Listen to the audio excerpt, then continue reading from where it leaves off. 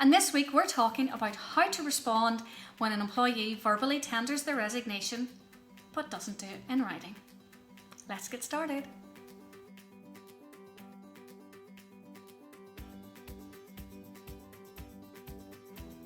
Hi guys, it's Johanna and HR Business Consultant. So here in the HR in the Spotlight, this week we're looking at another one of our free templates available on the site. And it is a letter or an email acknowledging what to do when an employee tenders their resignation verbally. But they haven't done it in writing. So what do you do? Where do you stand and what should you do? Should you stand and put your head in the sand and hope that it all goes away and that something will happen? Or do you do something about it? Well, you know what I'm going to say. I'm going to say let's go and do something about it. And more importantly, let's put it in writing. Hence the template. This is a very simple little template, as everything is on here when it comes to those simplistic tasks. But you're letting the employee know it's a formal, again, we're providing an audit trail. You're letting that employee know that there was a conversation that took place between them and either yourself or another manager where the employee said, I want to resign. And they formally tendered their resignation verbally.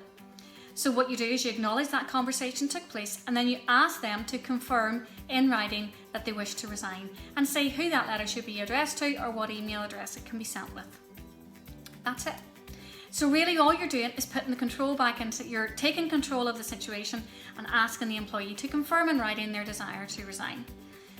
The reason this is important, because sometimes people say things in haste and they might say it in a bad mood and then the next day regret about it, so you don't want to go ahead and process a P45 on the back of somebody having a bad mood.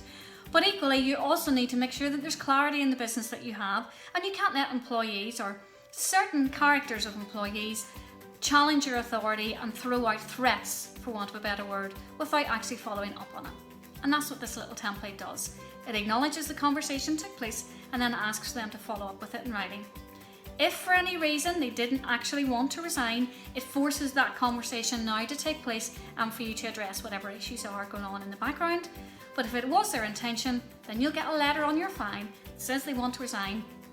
You then have proof it was their decision and not that you dismissed them. And that's important because you want to maintain your records accurately and correctly as to what happened. So I've been a little bit waffly on this one. I hope you don't mind. That's it, guys. That's another one of our HR in the Spotlights. You know what to do. Click in the box below and you'll get the link that will take you straight across to the website where you can download this little gem of a template. That's all for now, guys. Hope to see you very soon.